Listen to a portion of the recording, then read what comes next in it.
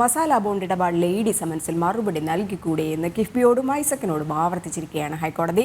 കക്ഷികളോട് ആലോചിക്കാനായ അഭിഭാഷകർ സാവകാശം തേടി സത്യം പുറത്ത് വരേണ്ടതല്ലേ എന്നും കോടതി ചോദിച്ചു. ഐസക്കിന്റെ കിഫ്ബിയുടെ ഹർജികൾ ഹൈക്കോടതി തിങ്കളാഴ്ചത്തേക്ക് മാറ്റിയിട്ടുണ്ട്. രേഷ്മ ബാബു ചേരുന്നുണ്ട്. രേഷ്മ, എന്തായാലും ഈ വിഷയത്തിൽ കോടതി കടുപ്പിച്ച് തന്നെയാണ് ചോദ്യങ്ങൾ ചോദിച്ചിരിക്കുന്നത്. ഈ കക്ഷികളോട് അല്ലെങ്കിൽ ഈ കിഫ്ബിയോടും ഒപ്പം ഐസക്കിനോടും പറഞ്ഞിരിക്കുന്ന ഈ സമൻസിന് മറുപടി കൊടുക്കാൻ എന്താണ് ഇത്ര ഭയം എന്നുള്ള കാര്യം തന്നെയല്ലേ ഹൈക്കോടതി ചോദിച്ചത്?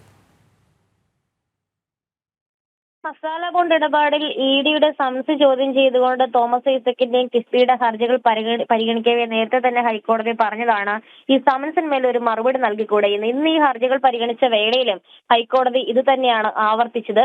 അറസ്റ്റോ ഭീഷണിപ്പെടുത്തലോ ഒന്നും ഉണ്ടാകില്ലല്ലോ, സമൻസിന് മറുപടി നൽകുന്നതല്ലേ നല്ലത്, ദൃശ്യങ്ങൾ പകർത്തുമെന്ന് നേരത്തെ തന്നെ എൻഫോഴ്സ്മെന്റ് ഡയറക്ടറേറ്റ് വ്യക്തമാക്കിയിട്ടുണ്ട്.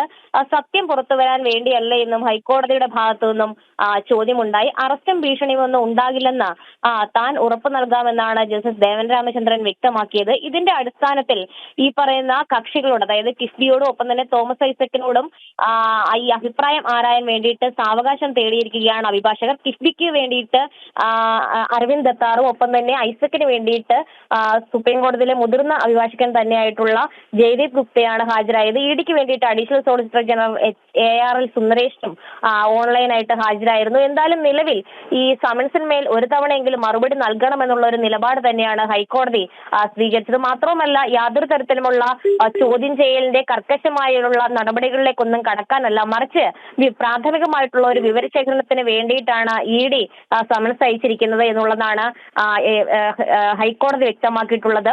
കിഫ്ബി പറഞ്ഞിട്ടുള്ളത് രണ്ട് തരം സമൻസ് ആണ് ലഭിച്ചിരിക്കുന്നത്. ഒന്ന് കിഫ്ബിയുടെ CEO നേരിട്ട് ഹാജരാകാൻ വേണ്ടി, മറ്റൊന്ന് സാക്ഷ്യപ്പെടുത്തിയ കോപ്പികൾ നൽകുവാൻ വേണ്ടിയിട്ടുമാണ്. ഈ സാക്ഷ്യപ്പെടുത്തിയ കോപ്പികൾ നൽകാൻ തങ്ങൾ തയ്യാറാണ്. പക്ഷേ ഈ കിഫ്ബി CEO നേരിട്ട് ഹാജരാകണമെന്നുള്ള സമൻസ് അത് അംഗീകരിക്കാൻ സാധിക്കില്ല എന്നുള്ളൊരു നിലപാടാണ് കിഫ്ബിയുടെ അഭിഭാഷകൻ ഹൈക്കോടതിയിൽ സ്വീകരിച്ചത്. എന്തായാലും ഈ സമൻസിന്മേൽ അറസ്റ്റോ അല്ലെങ്കിൽ ഭീഷണിപ്പെടുത്തലോ ഒന്നും ഉണ്ടാകില്ല എന്ന് ഹൈക്കോടതി ഉറപ്പു നൽകിയ സാഹചര്യത്തിൽ ഇത് സംബന്ധിച്ചൊരു മറുപടി നൽകാൻ വേണ്ടിയിട്ടാണ്, അല്ലെങ്കിൽ മറുപടി കക്ഷികളോട് ചോദിച്ചതിന് ശേഷം അത് ഹൈക്കോടതി അറിയിക്കാൻ വേണ്ടിയിട്ടാണ് അഭിഭാഷകർ സാവകാശം തേടിയിരിക്കുന്നത്.